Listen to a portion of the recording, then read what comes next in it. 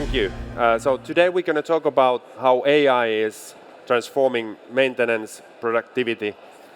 And I have today with me Mukesh from Forbes Marshall. I'm Tom Nordman, Senior Vice President Sales and Marketing at Treon. And I'm super excited to have a Mukesh here because he comes from the company that is not doing this first time. Welcome, Mukesh. Hi, Tom. I think thanks for having me here today for the session. So basically, I just want to introduce Forbes Marshall. Forbes Marshall is a 80-year-old company. We are celebrating our 80th anniversary this year. And we are the company which is Indian multinational companies where we have in around 16 countries where we have our own presence. We are manufacturing and supplying mechanical and instrumentation solutions for energy saving, plant efficiency, productivity, process automation and controls to our customers. And we have more than 20,000 plus customers all over the world. Myself, I am leading the group business of Forbes Marshall. So what we are, Forbes Marshall is doing, we are the company who are working together with our customer for making sure that for traditional way of monitoring to how can we have a state-of-the-art new technologies, intelligent plants, where the whole plant performance get improved. Yeah. And due to that, the profitability goes up. So you have been really 80 years old companies. You most likely you have seen everything and anything around scheduled maintenance, run to failure, and all the possible. Where do you see that customers are going now with and what are the current challenges at the customers in? So in my last journey of 30 years, we have seen many plants which is going from no sensors to now into intelligent monitoring. So basically, if you see the whole maintenance technology which is evolved from reactive, means which we can fix when there is a fail. Sometimes we see traditional where people just touch the machine and they feel it and then they decide what's the scenario. And then it goes into preventive, where they say the time-based. So we have seen that many OEMs manual say that every 1 year you change the bearing, irrespective of whether it is defective or not. So time-based maintenance, which goes into preventive. And then it goes into predictive, where we have the equipments got connected. And then there is a data which is available on the monitoring dashboard or connected to DCS. And that's alarm. And then it goes into plant maintenance, which they do. That's the preventive. Now we are a fourth phase of the maintenance, where intelligent sensors, intelligent software, prescriptive analytics, and then autonomous maintenance. So we are into fourth zone of the maintenance. That's what I've seen the last 30 years. Do you believe this trend is this something that's going to go away, or do you see this is just still going to continue to grow? So based on my discussions with the customers where we operate globally as well as in India, we said that this trend just started off a couple of years ago to intelligent platforms and intelligent devices. So many plants are transiting. So we can say that some plants are now into hybrid mode, where they have the critical assets like turbines and compressors wired and connected. But the other equipment like a secondary critical machines like pumps, fans, blowers, conveyors, rollers, all of them, now they are having, traditionally they used to go with the portable.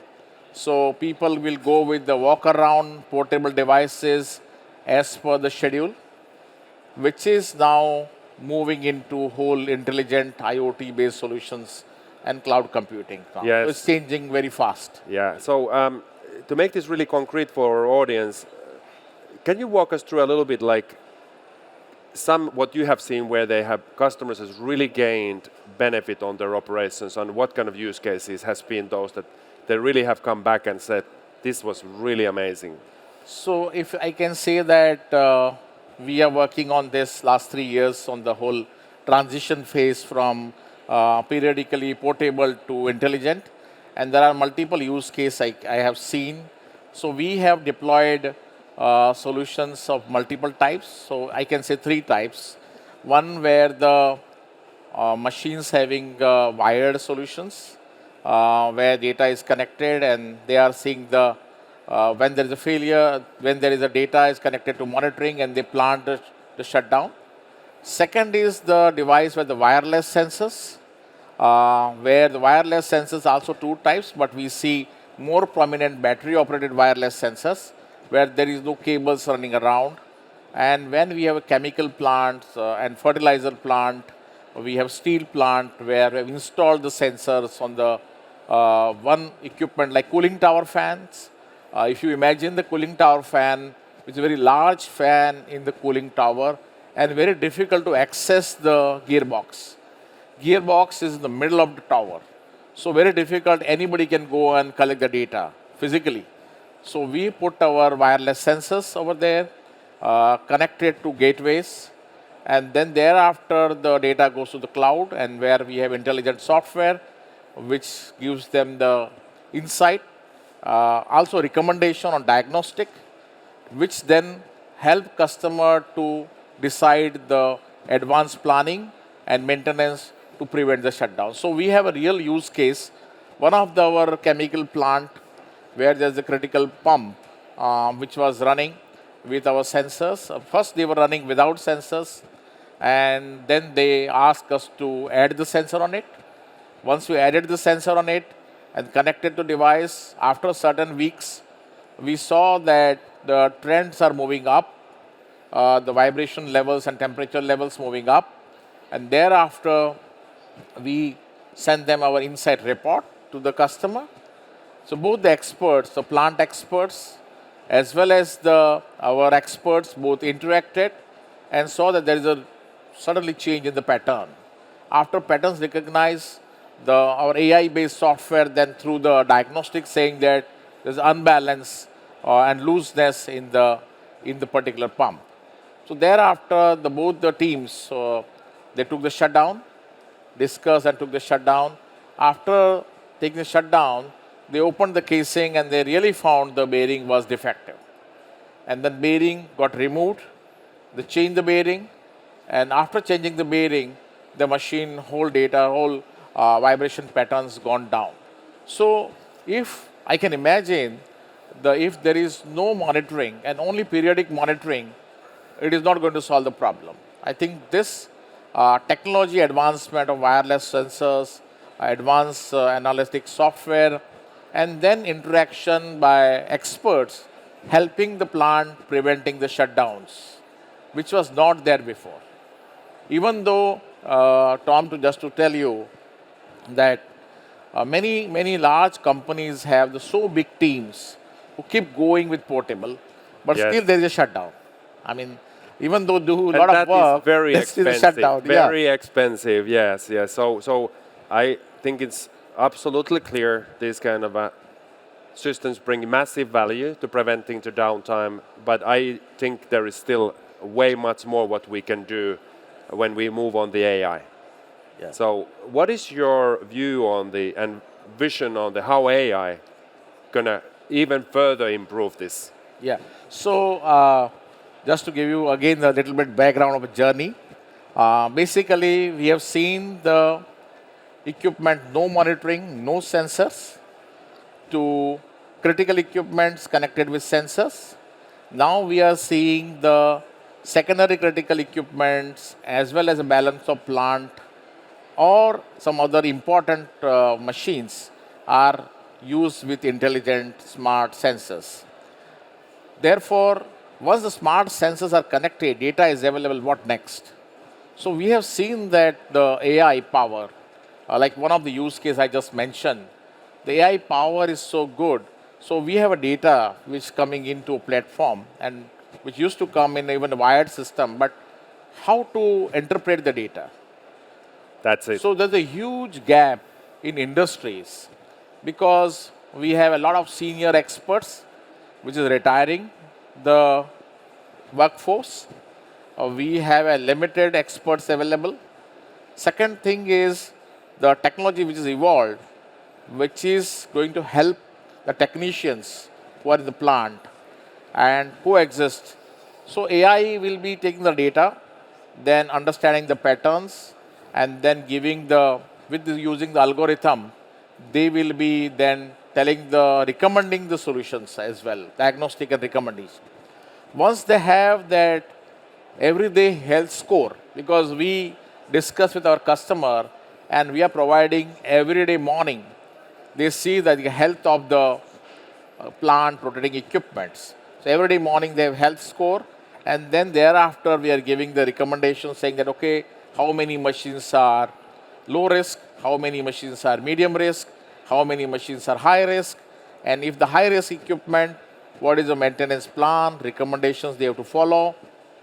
So technicians, which today used to struggle with the manual analytics and taking time, rather than this, the AI, which is very powerful, where it can give advanced intimation. So technicians no need to worry so much on looking at a lot of data and analytics. They will have a proper planning and avoid the shutdown. So AI is helping technicians. So do you believe the AI is actually going to help the technician and a mechanic as well, not just the kind of a manager level? Yeah, so I think there's a lot of how they would use it actually? Would they have a mobile app, or how they would consume the... Yeah, so basically, when I go to a large refinery or large steel plant, the technician is always concerned. Just to tell you the story, they are always worried that what is going to happen to me. This analytics is done by the AI. They are very much concerned. And when we discuss with them, they say, when we explain that this is going to make the life simple rather than complicated. So today they are collecting data, the safety issue. So a lot of safety issue because they are going near to the machine, temperatures are high there, so safety compliance. Second is the issue about when you have a technician, they need to do a lot of manual work to arriving the root cause of the problem. Okay, that's another gap. Third, after looking into that, then they plan the spares, then they plan the equipment, all of that. Yeah, so we are all agreeing this is an amazing journey ahead of not just all of us who does the business and want to plans to running, but also maybe for mechanics and technicians who are a little bit scared. Do you believe that these humanoid robots will replace some of these guys? No, I mean, I don't think so. Anything is going to happen in first decade. We will see that there's a lot of going to transit. So we will see that the continuous monitoring is going to be here. And it is a mandatory now, because if you say digital transformation, every plant is taking care. So continuous monitoring, AI-based analytics, and that's a very powerful, along with co-pilots to help the operators as well technicians and supervisors. So we have started to wrap up a little bit here. But I just want to make my last question to you, Mukesh, is that what you would like people to remember about the future of smart maintenance and AI? What is your a closing statement? Tom, it's a good question. I mean, everybody is thinking what is going to happen next, and every day the experts bringing new technologies. So we see that we have seen now AI, which is taking over the recommending and diagnostic. Next will be the agentic AI. What we can say that everything will be autonomous. Once we have the equipments, sensors mounted, and then connected to the AI, then agentic AI is planning the spares, automatic scheduling has been done, plan is done, and then recommending and solving the problems. So that's what we see, and the human and AI will coexist every time. Yeah, what I have always said is that the predictive maintenance is awesome for AI because it produces so much data that you can process and make so many great things also for not just for the predictive maintenance system, but the ERP planning systems and all kinds of MES systems, whatever. So thank you, Mukesh, so much. And this is a wrap for us.